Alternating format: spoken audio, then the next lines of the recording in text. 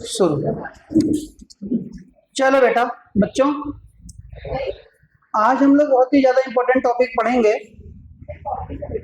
देखो बेटा, टॉफी वॉफी खाते रहो बढ़िया, अपना कच्चा आम उसको दे दो। अभी आई, हाँ दे दो बेटा, दे दो उसको, टॉफी दे दो उसको भी दो। ये भी आया, टॉफी टॉफी दे उससे जल्दी। दो ऑनलाइन वाले रह गए, उनको कैसे दोगे टॉफी तुम? अन्नू रह गई, स्पर्शिका रह गई।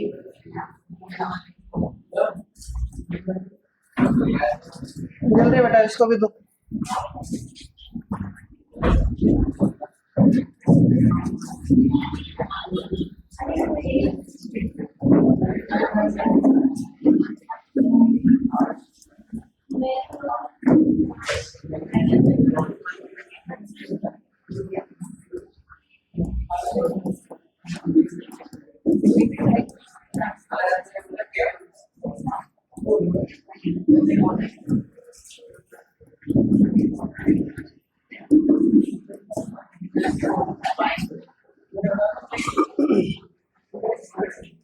देखो बेटा बढ़िया,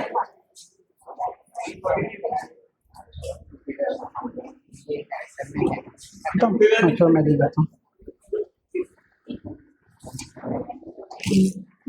लो,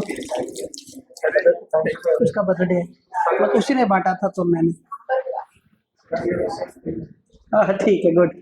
चलो सुनो बच्चों, आज हम सीखेंगे elastic and plastic behaviour of materials. सुनेंगे ध्यान से, इंपॉर्टेंट टॉपिक है कुछ बहुत ज्यादा। कौन सा? Elastic and plastic behaviour of materials. सबका फोकस बिल्कुल पढ़ाई पर, एक बार में सीख के खत्म करना, सुनना समझना भी इसको, ठीक? तो भाई सबसे पहले देखो, तुरंत एडजस्ट हो जाओ। Elastic and plastic behaviour of materials में हम सबसे पहले सीखेंगे इलास्टिक बिहेवियर, फिर सीखेंगे प्लास्टिक बिहेवियर, उसी को कहेंगे इलास्टिसिटी, फिर कहेंगे प्लास्टिसिटी। ठीक है, सुनना बहुत ध्यान से, सुनना बहुत ध्यान से। देखो बेटा, सबसे पहले हेडिंग लिखो, elastic behaviour of material. Heading लिखो बेटा, इलास्टिक बिहेवियर ऑफ मटेरियल।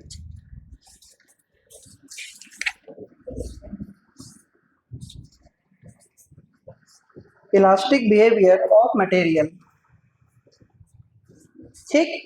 लिखो फटाफट, इलास्टिक बिहेवियर ऑफ मटेरियल्स।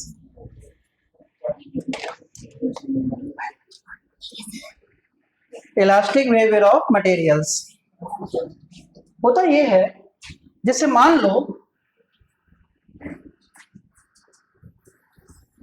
हमारे पास कुछ ऑब्जेक्ट्स हैं, ध्यान देना जी। मान लो हमारे पास कुछ ऑब्जेक्ट्स हैं, इन ऑब्जेक्ट्स पर हमने, ध्यान से सुनना, ये हथौड़ा, हथौड़ा पता नहीं कैसा कैसा भी, हमने क्या किया, इन तीनों ऑब्जेक्ट के ऊपर हथौड़े से, भयंकर तेजी से हथौड़े से मारा इन ऑब्जेक्ट को। बहुत ध्यान सुनना, क्योंकि ध्यान से सुनोगे तो ही समझोगे। हमने इन तीनों चीजों को हथौड़े से मारा। कितना फोर्स लगाया? 100 न्यूटन। कितना फोर्स लगाया? 100 न्यूटन। कितना फोर्स लगाया? 100 न्यूटन। हमने हथौड़े से तीनों ऑब्जेक्ट पर फोर्स लगाया 100 न्यूटन। कितना फोर्स लगाया बेटा? 100 न्यूटन। अब हो क्या रहा है, पहले वाला जो ऑब्जेक्ट है, दूसरा जो ऑब्जेक्ट है, तीसरा, पहले वाले ऑब्जेक्ट का शेप में बदलाव आया। पहले वाले ऑब्जेक्ट के शेप में बदलाव आया, सिर्फ इतना, बस इतना, हल्का सा पिचक गया, हल्का सा। दूसरा वाला ऑब्जेक्ट इतना पिचक गया, मतलब इतना गायब हो गया। कहा जाए तो ये नहीं रहा इतना, इसमें कहा जाए तो सिर्फ इतना नहीं रहा। और जो तीसरा वाला था ऑब्जेक्ट, ये बिल्कुल ऐसा हो गया, बाकी हिस्सा गायब हो गया। ये हालत हुई तीन ऑब्जेक्ट की। फोर्स सब पे अलग अलग लगाया है कि सेम लगाया है? हालत सबकी अलग अलग खराब हुई है। सबसे पहले वाले की हालत ज्यादा खराब हुई, कम। ओके, तीसरे वाले की सबसे ज्यादा, सबसे कम। अच्छा चलो, इसका एक मतलब होगा, इसका एक मतलब होगा कि मैंने जब फोर्स लगाया पहले पर, दूसरे पर, तीसरे पर, तो उन्होंने तीनों बॉडीज ने, किसने किसने तीनों बॉडीज ने, बच्चों, हमारे लगाने वाले फोर्स का क्या किया? अपोज। क्या किया जी? अपोज। जिसने जितना ज्यादा अपोज कर लिया उसने अपना फॉर्म चेंज नहीं किया, जिसने हमारा अपोज कम किया उसकी हालत खराब हो गई। मान लो मैंने लगाया 100 न्यूटन का फोर्स, इसने मेरा अपोज किया 99 न्यूटन। कितना अपोज किया? 99। इसने मेरा अपोज किया 40 न्यूटन, इसने मेरा अपोज किया 5 न्यूटन। नई बात समझ में आई? तो बॉडी के ऊपर फोर्स अगर लगे और बॉडी अपोज करे, सुना, बॉडी के ऊपर क्या लगे? फोर्स। और बॉडी क्या करे?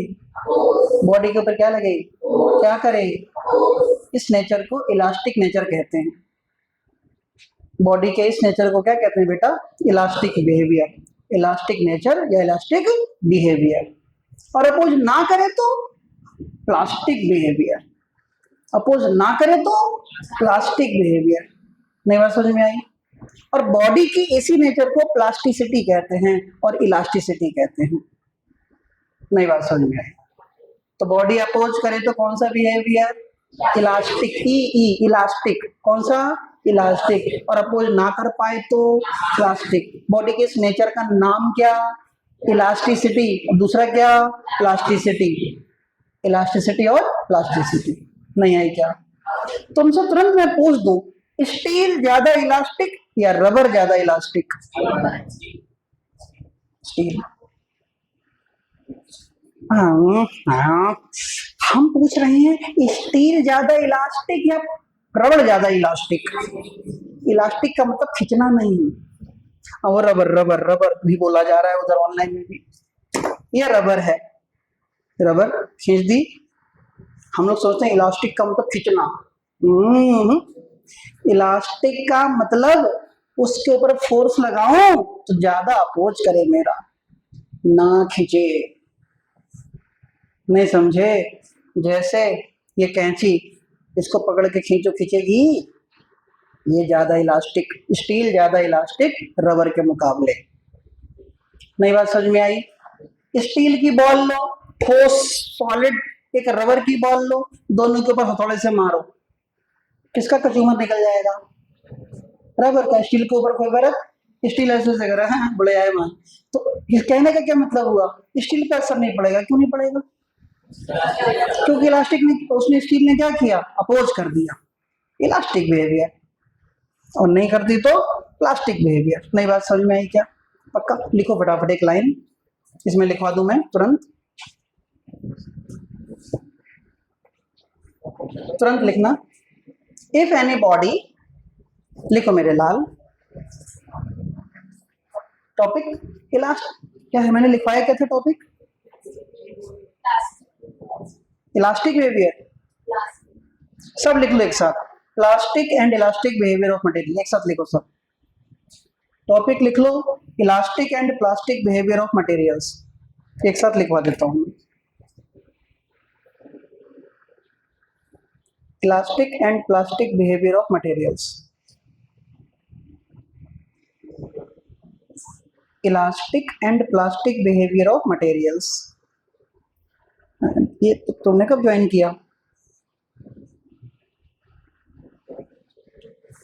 Elastic and plastic behaviour of materials. ठीक है, चलो लिखो। If anybody, if anybody, if anybody opposes the, if any body opposes the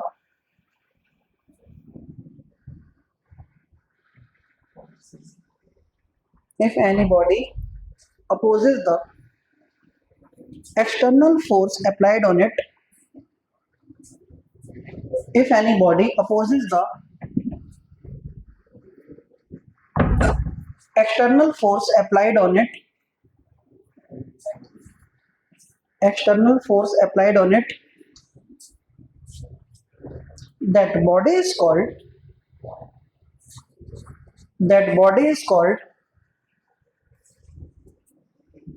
elastic body.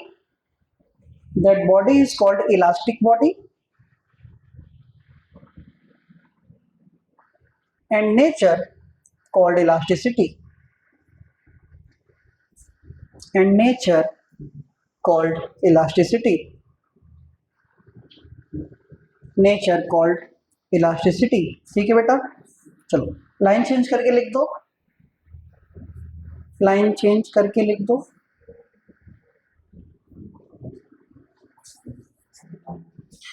If anybody does not oppose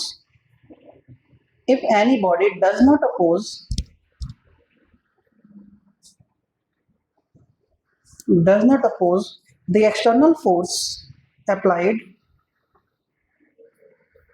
if anybody does not oppose external force applied,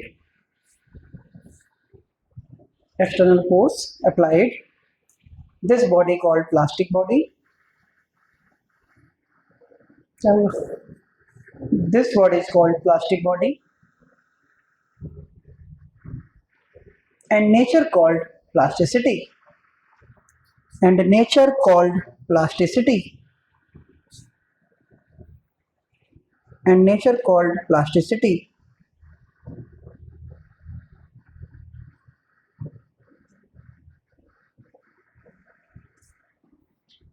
चलो जी, अब सुनो. एक होता है perfectly elastic, एक होता है perfectly plastic. Perfectly, तुमने किसी बॉडी पर फोर्स लगाया 100 न्यूटन, उसने पूरा अपोज कर दिया तुम्हारा 100 न्यूटन, कुछ हुआ ही नहीं उसके अंदर, उसको कहेंगे परफेक्टली इलास्टिक. क्या कहेंगे? और तुमने लगाया किसी के ऊपर 100 न्यूटन, उसने लगाया 0 न्यूटन, कुछ लगाया ही नहीं, उसको कहेंगे परफेक्टली प्लास्टिक. अपोज ही नहीं करे तुम्हारा गोबर. परफेक्टली प्लास्टिक माना गया है मड, मिट्टी को, गीली मिट्टी या गोबर को, तो मारो दीवार पे चिपक जाएगा गोबर, तो परफेक्टली प्लास्टिक माना गया है. परफेक्टली इलास्टिक माना गया ऑस्मियम को, ऑस्मियम टेट्राऑक्साइड OSO4, जिससे हम लोग थॉर का हथौड़ा बना हुआ मानते हैं. थॉर सुने हो? थॉर, एसगार्ड के राजा के बेटा. तो थॉर का हथौड़ा उसी के हिसाब से ऑस्मियम टेट्राऑक्साइड का बना हुआ माना गया. ऑस्मियम इतना भारी मटेरियल है, ऑस्मियम, कि अगर इतना बड़ा सा ऑस्मियम का टुकड़ा है तो हम जितने लोग बैठे हैं वो मिला के हिला नहीं पाएंगे उसको, इतना छोटे से टुकड़े को, वहीं का वहीं पड़ा रहेगा. तुम रस्सी बांध के खींचते रहो, खींच नहीं पाओगे. समझ रहे? बहुत भारी होता है ऑस्मियम, सबसे denser material present on earth. सही है. स्कूल में कुछ नहीं बेटा, स्कूल में कहाँ से ऑस्मियम, बहुत महंगा होता है यार, है ना. 3 स्कूल लगेंगे. सुनो, समझ गए?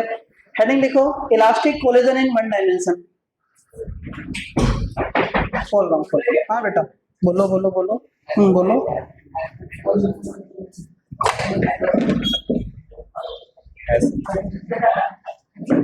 प्लास्टिक में डालेंगे. नहीं, उसको बहुत ही कम ना के बराबर करेगा तो प्लास्टिक में डालेंगे.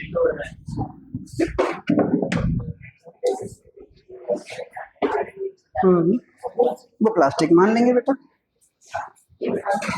उसको इलास्टिक में मानेंगे. हाँ, जरा ध्यान देना, अगर बेटा बॉडी इलास्टिक है, कैसा नेचर है?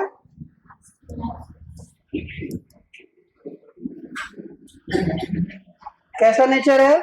इलास्टिक. ध्यान देना. और अगर दो बॉडी आपस में टकरा जाएं, बच्चों आज आज की बात है, बहुत ध्यान से, थोड़ा सा इंपॉर्टेंट टॉपिक है, तो मैं इतना बार बार नहीं कह रहा हूँ, तो उसे कहता था. कहने का मतलब ये है, दो बॉडी है और परफेक्टली इलास्टिक सिचुएशन है. कैसी सिचुएशन है? परफेक्टली इलास्टिक नेचर है. तो जानते हो क्या होगा? अगर पहली बॉडी आ रही है 10 मीटर पर सेकेंड से और दूसरी बॉडी रुकी हुई है, टक्कर हो गई, तो जो पहली बॉडी थी वो रुक जाएगी, दूसरी बॉडी चलने लगेगी 10 मीटर पर सेकेंड से। नहीं समझे? पता है मुझे। देखो कोई बात नहीं, जरूर नहीं कि समझ ही जाओ। ऐसा कुछ होता है कि अगर पहली बॉडी चल के आ रही है, सबका ध्यान बोर्ड पर यार, कहना ना पड़े प्लीज, तुम्हारे लिए कह रहा हूं।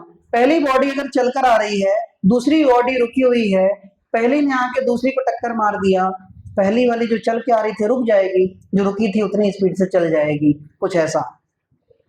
दूसरी बॉडी, पहली बॉडी चल के आ रही है, रुकी है, होगा क्या, टक्कर के बाद,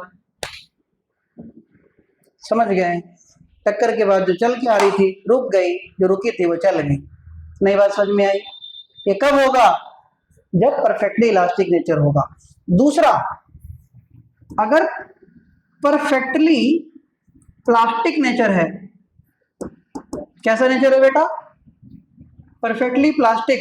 तो एक बॉडी चल के आ रही थी 10 मीटर पर सेकेंड से, दूसरी बॉडी रुकी हुई थी, टक्कर हो गई, तो टक्कर होने के बाद दोनों चिपक कर चलने लगेंगी किसी नई वेलोसिटी से, पता नहीं क्या।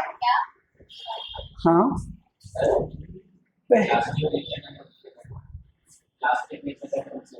प्लास्टिक नेचर का मतलब होता है बॉडी एक दूसरे का अपोज कम करे टक्कर के बाद, उसको हम प्लास्टिक नेचर कहते हैं। अपोज ज्यादा करे तो इलास्टिक नेचर कहते हैं। बोलो बोलो बोलो, नहीं सुनो, परफेक्टली प्लास्टिक का मतलब है एक दूसरे में अपोज कितना होगा, मत रिप्लाई कर रहा है किसी जन्म में, एक दूसरे में अपोज कितना होगा, बोलो, 0 होगा। तो पहली बॉडी जब दूसरे से टकराएगी तो क्या दूसरी बॉडी पहली का अपोज करेगी? नहीं करेगी। जब नहीं करेगी अपोज, इसका मतलब दोनों आपस में चिपक के मूव करने लगेंगी। तो परफेक्टली प्लास्टिक की सिचुएशन ये होगी, एक रुकी है, दूसरी चल के आ रही है, टक्कर होके साथ में जाएंगी। नई बात समझ में आई? आज हम लोग सीखेंगे ये वाला परफेक्टली इलास्टिक सिचुएशन। सही है? क्या सीखेंगे? हेडिंग लिखो, परफेक्टली इलास्टिक कोलिजन। लिखो बेटा, परफेक्टली इलास्टिक कोलिजन।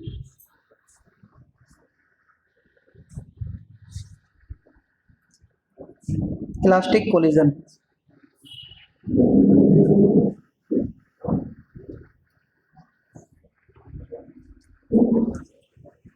सुनेंगे ध्यान से बेटा, देखो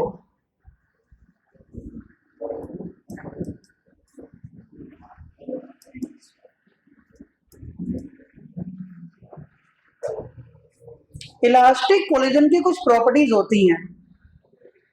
क्या होती हैं? इलास्टिक कोलिजन की कुछ प्रॉपर्टीज होती हैं। पहली प्रॉपर्टी होती है इसकी कि मोमेंटम कंजर्व रहता है। क्या कंजर्व रहता है? मोमेंटम कंजर्व रहता है, टक्कर से पहले टक्कर के बाद मोमेंटम सेम रहेगा। दूसरा, काइनेटिक एनर्जी कंजर्व रहती है। क्या कंजर्व रहती है? काइनेटिक एनर्जी, टक्कर से पहले टक्कर के बाद काइनेटिक एनर्जी में कोई लॉस नहीं होता। तीसरा, मैकेनिकल एनर्जी कंजर्व रहती है। क्या रहती है? मैकेनिकल एनर्जी कंजर्व रहती है, टक्कर से पहले टक्कर के बाद। चौथा, हीट लॉस 0 होता है। कितना होता है हीट लॉस? 0। कोई भी हीट लॉस नहीं होता है। किसमें? कंजर्व रहती है क्या क्या? मोमेंटम। दूसरा, काइनेटिक एनर्जी। तीसरा, मैकेनिकल एनर्जी। और हीट लॉस नहीं होती है। क्लियर होगी बात ये? चलो, तो इलास्टिक कोलिजन में ये कुछ बातें तुम कॉपी में नोट करो फटाफट, बहुत जल्दी जल्दी नोट करो फटाफट। Momentum conserve, kinetic energy conserve, mechanical energy conserve रहता है, हीट लॉस नहीं होता है।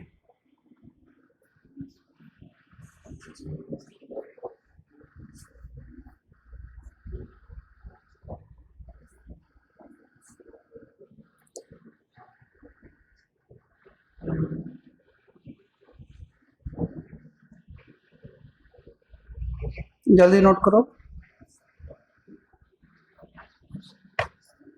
हो गया? चलो,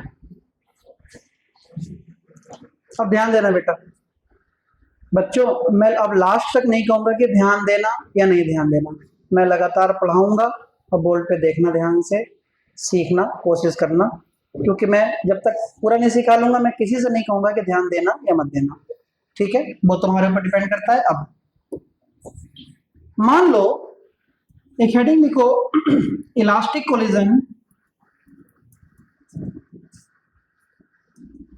elastic collision in one dimension,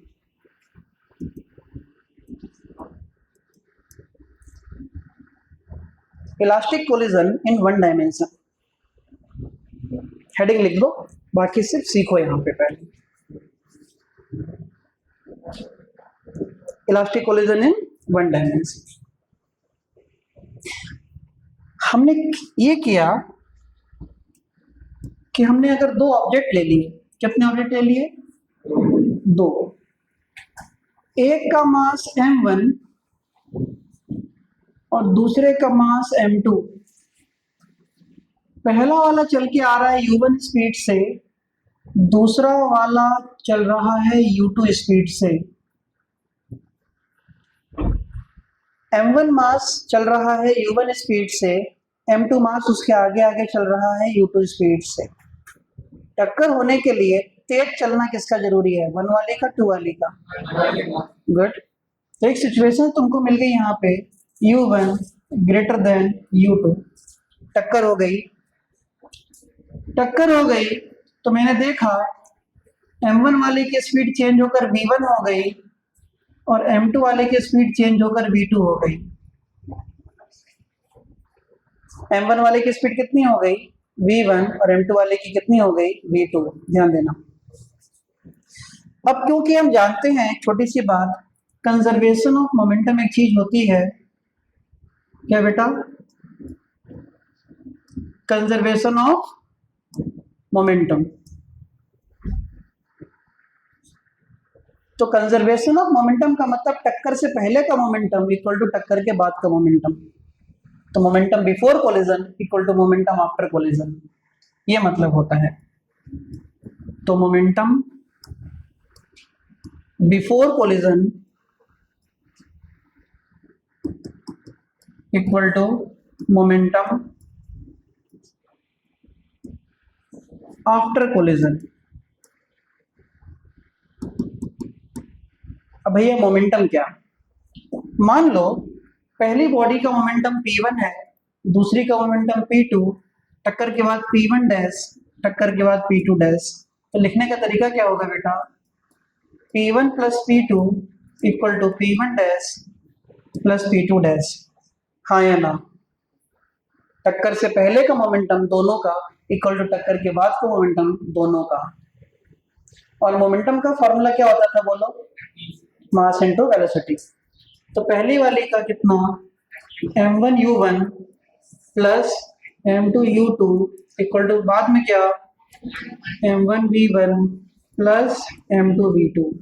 नई बात समझ में आई? ये हो गई इक्वेशन नंबर 1। ये हो गई इक्वेशन नंबर 1। 1 1 को एक तरफ ले जाओ, 2 2 वाली चीजों को एक तरफ ले आओ। तो एक तरफ ले गए तो कितना आ गया? m1 u1 minus m1 v1 equal to m2 v2 minus m2 u2। तो समझ में आया? यहाँ से m1 कॉमन, इधर से m2 कॉमन, तो कितना आया? m1 common u1 minus v1 equal to यहाँ से m2 common v2 minus u2। ये हो गई इक्वेशन नंबर 2। कौन सी इक्वेशन हो गई? Equation number 2। इतना समझ में आ गया? पक्का? पक्का? ध्यान सिर्फ बोर्ड पर प्लीज, है ना? ध्यान सिर्फ बोर्ड पर, सही है? ध्यान सिर्फ बोर्ड पर। तो मैंने बोला कंजर्वेशन ऑफ मोमेंटम क्या कहता है बेटा? कि टक्कर से पहले का मोमेंटम इक्वल टू टक्कर के बाद का मोमेंटम। टक्कर से पहले का मोमेंटम कितना? p1 plus p2। टक्कर के बाद का मोमेंटम कितना? p1 dash plus p2 dash. Momentum का फॉर्मूला क्या होता है? Mass into velocity. m1 u1 plus m2 u2 equal to m1 v1 plus m2 v2। दोनों को एक तरफ ले आए तो m1 u1 minus m1 v1 equal to m2 v2 minus m2 u2। m1 common u1 minus v1, m2 common v2 minus u2। हाँ या ना? चलो इतना हम लोगों ने सीखा। अब दूसरा क्या होता है, कंजर्वेशन ऑफ काइनेटिक एनर्जी लगाएंगे इसी में, ध्यान देना बेटा। फॉर्मूला डिराइव होगा, उस कंडीशन को भी डिराइव करेंगे कि टक्कर के बाद रुकी थी जो चल रही थी वो रुक गई, फॉर्मूले से ही आएगा, डेरिवेशन में आएगा। ठीक है, ध्यान देना। अब हम लिखेंगे कंजर्वेशन ऑफ काइनेटिक एनर्जी। क्या लिखेंगे बेटा, कंजर्वेशन ऑफ काइनेटिक एनर्जी। थोड़ा पेशेंस रखना, थोड़ा सा कंट्रोल रखना अपने मन में। Conservation of kinetic energy, kinetic energy का कंजर्वेशन मतलब kinetic energy before collision equal to kinetic energy क्या बेटा आफ्टर कोलिजन। हाँ या ना, kinetic energy before collision equal to kinetic energy after collision. अब क्या है ये, मान लो टक्कर से पहले kinetic energy K1 plus K2, टक्कर के बाद K1 dash plus K2 dash. Kinetic energy का फॉर्मूला क्या होता है, हाफ mv स्क्वायर, लेकिन पहली वाली बॉडी होगी, अगर बॉडी पहली वाली हुई तो क्या लिखोगे m1 u1 स्क्वायर, क्या लिखोगे m2 u2 स्क्वायर, फिर m1 v1 स्क्वायर, फिर क्या लिखोगे m2 v2 स्क्वायर। हाँ या ना, ध्यान देंगे फिर अब जरा। चलो तो सबसे पहले लिखा half m1 u1 square plus half m2 u2 square equal to half m1 v1 square plus half m2 v2 square. Half से हाफ हर जगह खत्म हो गया तो बचा m1 u1 square plus m2 u2 square equal to m1 v1 square plus m2 v2 square. भैया हाँ या ना, इतना समझ में आई कि नहीं आई, m1 कॉमन m2 कॉमन, यहाँ से अगर मैंने पहले एक साथ ले आओ, m1 एक तरफ m2 एक तरफ, m1 u1 square minus m1 v1 square equal to m2 v2 square minus m2 u2 square. क्या बात समझ में आई, नहीं आई, ध्यान देना बेटा। m1 कॉमन तो कितना बचेगा u1 square minus v1 square, m2 common तो कितना v2 square minus u2 square, और ये हो जाएगा इक्वेशन नंबर 3। अब तुम देख रहे हो ये इक्वेशन 2 है, ये इक्वेशन 3 है। इक्वेशन 3 डिवाइडेड बाय इक्वेशन 2, किसको किससे, इक्वेशन 3 को किससे डिवाइड कर दें, 2 से। जरा ध्यान देना, तो मैंने लिखा डिवाइड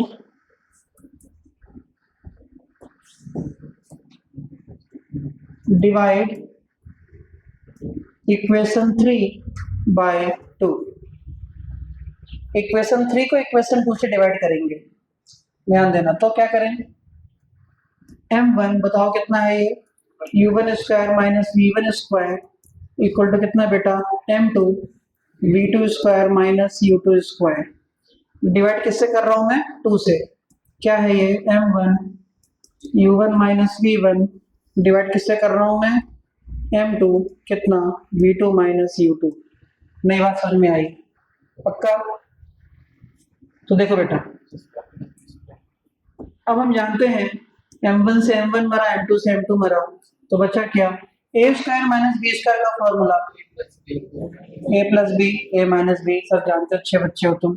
u1 माइनस v1 और u1 प्लस v1 अपॉन कितना u1 माइनस v1। इसका भी a square minus b square का फॉर्मूला a प्लस बी और a minus B v2 minus u2 upon कितना v2 माइनस u2। ये इससे खत्म, ये इससे खत्म, तो बचा क्या u1 plus v1 equal to v2 plus u2। Equation number 4। क्या इक्वेशन आ गई, 4। तो अभी तक हम लोगों ने क्या सीखा, कंजर्वेशन ऑफ मोमेंटम सीखा, कंजर्वेशन ऑफ काइनेटिक एनर्जी सीखी, उससे कुछ इक्वेशन निकाली हमने, इक्वेशन 3 बनी, इक्वेशन 2 को डिवाइड कर दिया, कुछ सुन पा रहे हो, समझ में आ रहा है ना? तो अल्टीमेटली एक इक्वेशन हमारे पास आ गई, u1 plus v1 equal to कितना आ गया, v2 प्लस u2। ठीक है, इक्वेशन 4 है। अब जो मेन काम रह गया, अब शुरू होती है कहानी इस टॉपिक की। यहां से हम सबसे पहले v1 निकालेंगे। क्या निकालेंगे? बोलो। और v1 निकालकर हम इक्वेशन नंबर 1 में रख देंगे। कहाँ रख देंगे? 1 में। v1 निकाल के कहाँ रख देंगे? 1 में। तो v2 की वैल्यू आ जाएगी। फिर यहां से हम v2 निकालेंगे, फिर 1 में रख देंगे, तो किसकी वैल्यू आ जाएगी? v1 की। थोड़ा पेशेंस रखना, ताकत शरीर में होनी चाहिए सुनने समझने की। सही है? हाँ चलो, यहां से जरा मैं v1 निकालता हूं पहले। क्या निकालू? v1। लो भैया, तो v1 इक्वल टू बोलना कितना आएगा? v2 plus u2 minus u1 from 1। पहली इक्वेशन में रखेंगे इसको। कहां रखेंगे? पहली इक्वेशन में। तो पहली इक्वेशन क्या थी? पहली इक्वेशन क्या थी? m1 u1 plus m2 u2 equal to m1 v1 plus m2 v2। बोलो हाँ या ना? बात समझ में आई? पक्का यार? बस यहां रखते हैं इसकी वैल्यू। तो क्या? m1 u1 plus m2 u2 equal to m1 v1 की वैल्यू क्या आई जरा देखना, v2 plus u2 minus u1 plus ये कितना, m2 u2। तो ये कितना, m1 u1 plus m2 u2 equal to multiply हो रही है m1 v2 plus m1 u2 minus m1 u1 plus m2 u2। समझ में आया कि नहीं आया? पक्का? पक्का? ये तो v2 है ना? हाँ, ये v2 है, m2 v2 m2 v2। तो जरा ध्यान दो, कुछ कटा किसी से? नहीं कटा। v2 और v2 यहां छोड़ देंगे, बाकी उठा के इधर ले जाएंगे। m1 u1 plus m2 u2 ये उधर जाएगा, तो m1 u2 ये उधर जाएगा, प्लस का m1 u1 इक्वल टू इसमें से v2 कॉमन, तो कितना आएगा, m1 प्लस m2। आया ना? ये m1 u1 और ये m1 u1 कितना हो गया, 2m1 u1। ये m2 u2, ये m1 u2, तो कॉमन क्या निकाला, u2। कितना आया, m2 माइनस m1 अपॉन ये वाला m1 प्लस m2 नीचे, m1 प्लस m2 नीचे इक्वल टू कितना, v2। मैं इसी की बात कर रहा था कि ये वैल्यू किसकी आ गई, v2 की, इक्वेशन नंबर 5। ये वैल्यू किसकी आ गई, v2 की, इक्वेशन नंबर 5। ठीक है, कुछ नहीं इसमें। सबसे पहले हमने कंजर्वेशन ऑफ मोमेंटम लगाया।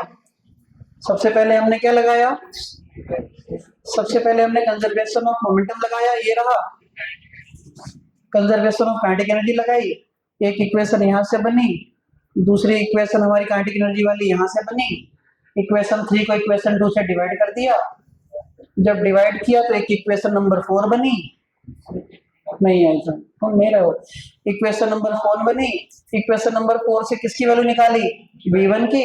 v1 की वैल्यू निकाल के कौन सी इक्वेशन में रख दी, 1 में रख दी। 1 में रखते हमें किस चीज की वैल्यू मिल गई, v2 की वैल्यू मिल गई। अब क्या करें, फिर इसी इक्वेशन से किसकी वैल्यू निकालें इस बार, बोलो, v2 की वैल्यू। फिर कहाँ रखें, 1 में। कहाँ रखें, 1 में। अब किसकी वैल्यू मिल जाएगी, बोला ही नहीं किसी ने। जब v1 की वैल्यू वहां रखी तो v2 मिला, जब v2 की वैल्यू वहां रखोगे तो क्या मिलेगा, v1 मिलेगा। चलो यहां से v2 निकालते हैं। तो देखो, तो v2 कितना आएगा, v2 इक्वल टू कितना, u1 plus v1 minus u2। आया ना? बेचैन होने लग गया सबके शरीर के अंदर, बेचैनी शुरू हो गई सबके। इधर ऐसे ऐसे खुजली, मतलब कि मतलब थोड़ा कहाँ हमें रोक लिया गया है, थोड़ा सा, है ना। देखो मन को शांत रखो। तो बेटा फिर से लिखो फ्रॉम वन, देखते हैं क्या फॉर्मूला था, m1u1 plus m2u2 equal to m1v1 plus m2v2, हाँ या ना।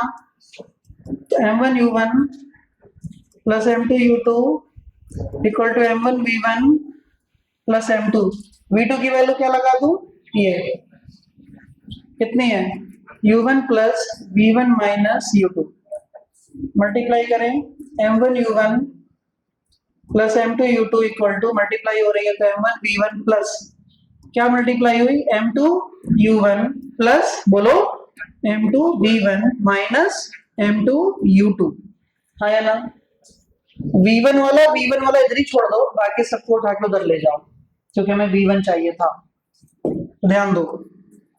तो कितना हो गया, m1u1 प्लस m2u2, ये उधर जाएगा तो माइनस का m2u1, ये माइनस वाला उधर जाएगा तो प्लस का कितना m2u2, v1 और v1 कॉमन निकाल लो यहाँ से, तो कितना बचा m1 प्लस m2, m1u1 ऐसा कुछ नहीं है, लेकिन m2u2 मिलाकर कितना हो जाएगा 2m2u2 प्लस यहाँ भी u1 है, यहाँ भी u1 है, u1 कॉमन, कितना आ गया m1 माइनस m2 अपॉन कितना m1 plus m2 equal to कितना v1,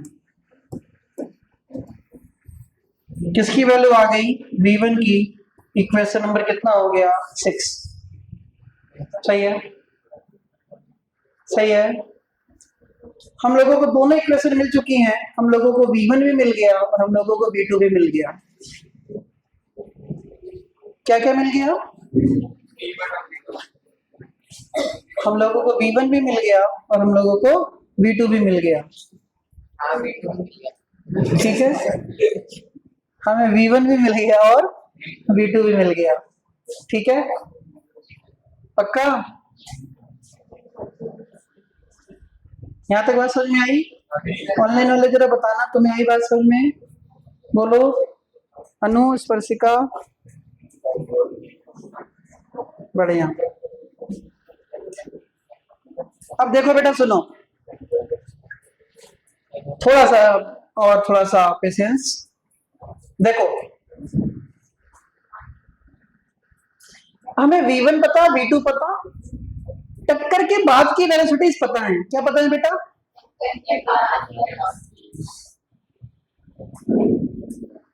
अब यहां से कुछ स्पेशल केस शुरू होते हैं, क्या शुरू होते हैं, स्पेशल केस शुरू होते हैं,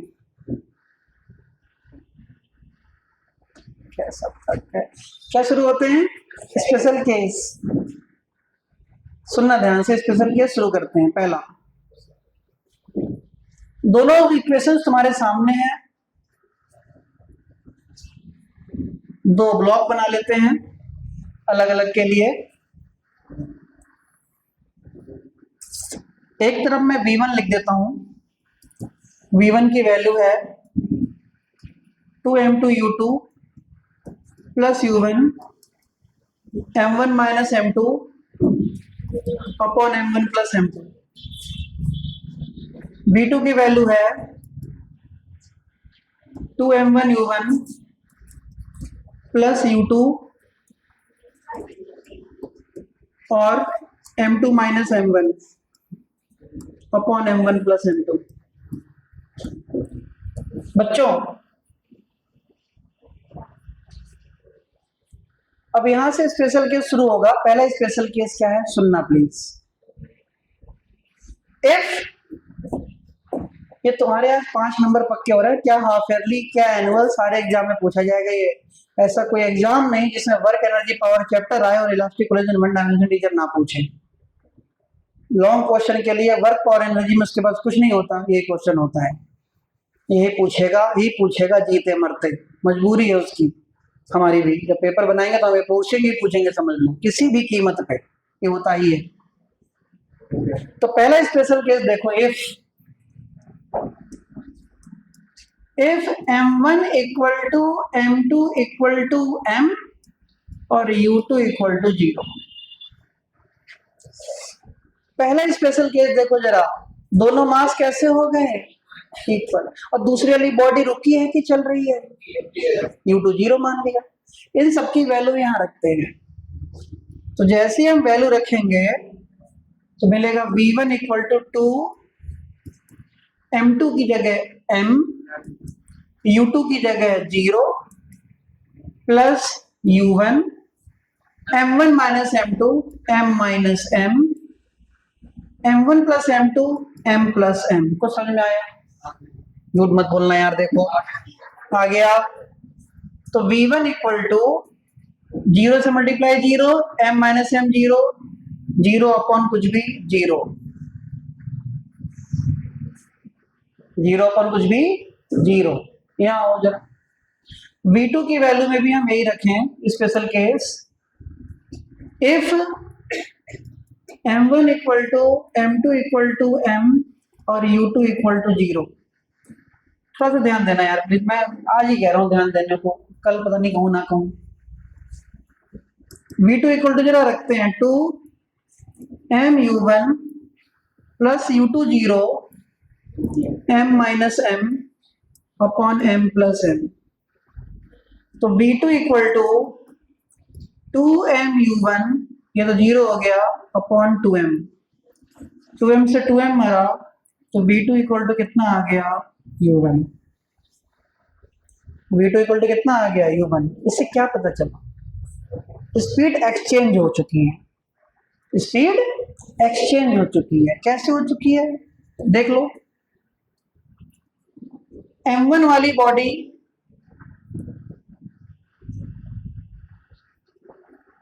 M1 वाली बॉडी चल के आ रही थी U1 से, मान लो 10, M2 वाली बॉडी रुकी थी, टक्कर के बाद M1 वाले की वेलोसिटी मतलब V1 वो रुक गई, और M2 वाली बॉडी की स्पीड V2, और वो कितने से चलने लगी 10 से। सुना कि नहीं सुना? टक्कर से पहले कौन चल रही है? M2 क्या हो रखी है?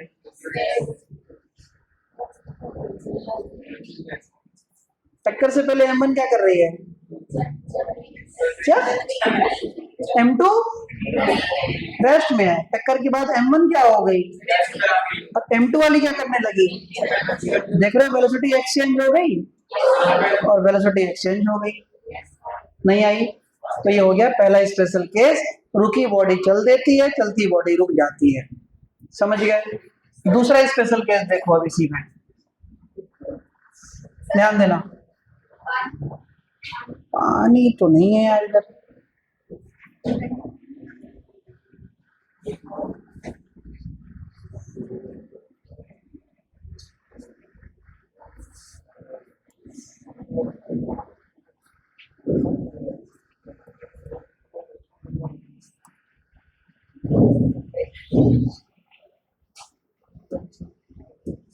हुआ कॉफी।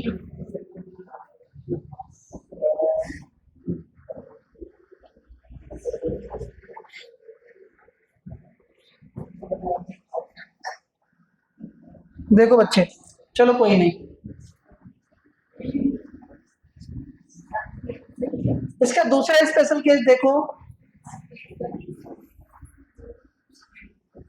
बेटा। दूसरा स्पेशल केस है,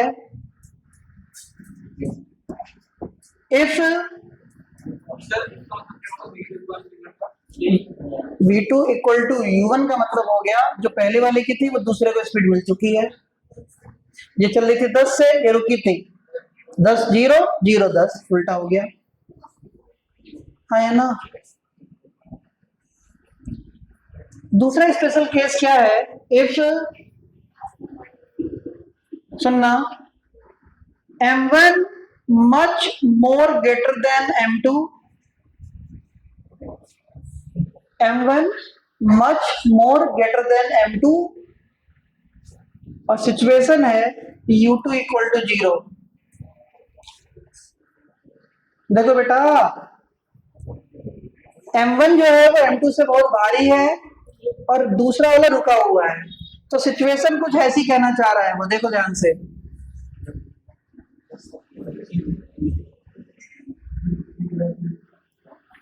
कुछ ऐसा।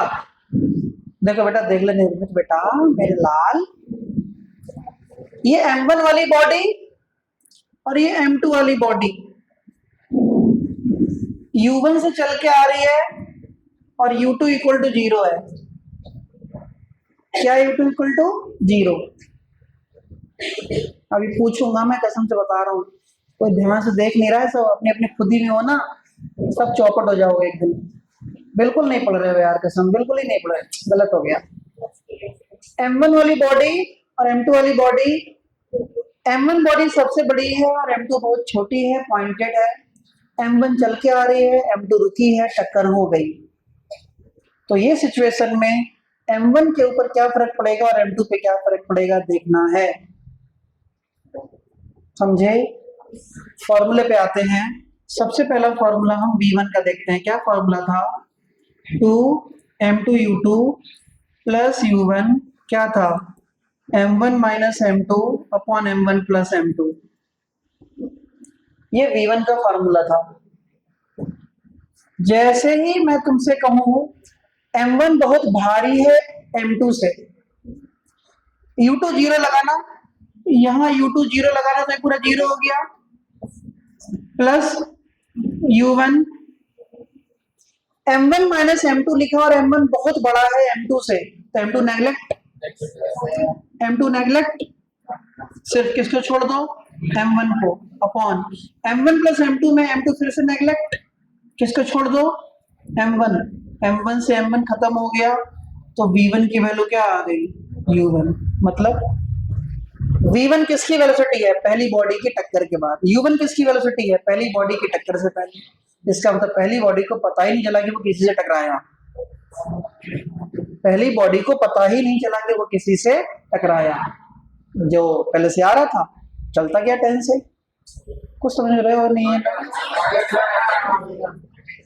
कल तक देखता हूं मैं, कल तक आ गया ना, अभी रोक के रखना, आ गया तो देखो।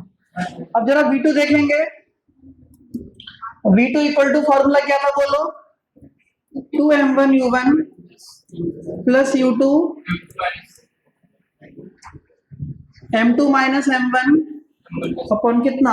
M1 plus M2। सिचुएशन लगाओ जरा।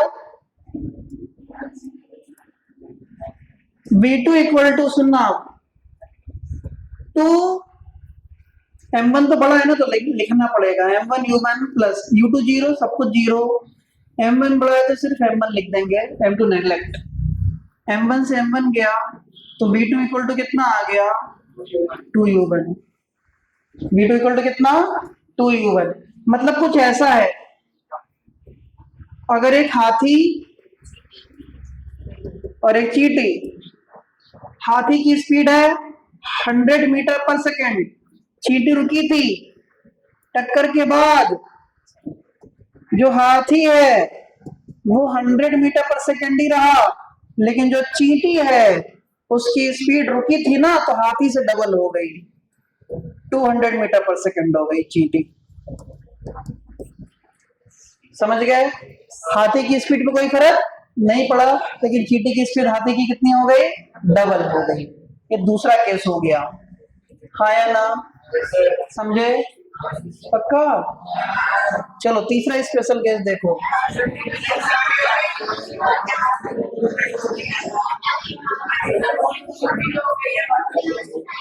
बड़ा गुड बनाए हो गया, बाकी का कल करा देते हैं। चलो ठीक, मान ली बात, कल करा देते हैं कल।